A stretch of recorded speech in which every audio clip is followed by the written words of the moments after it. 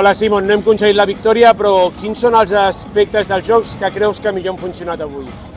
Sobre todo el buen trabajo a nivel de saque y luego bloqueo defensa. Sabíamos que era un equipo con mucha altura, mucha potencia física y si no separábamos al colocador de la red sería muy difícil, pero lo hemos conseguido y por eso hemos podido jugar de tú a tú.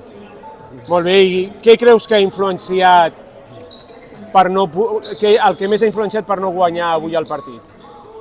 Yo creo que la falta de experiencia todavía del equipo en la categoría. Molt bé, doncs primer partit en la categoria, primer partit a pista sencera, primer partit amb una grada tan plena. Com creus que això influencia els jugadors? Quina és la teva valoració?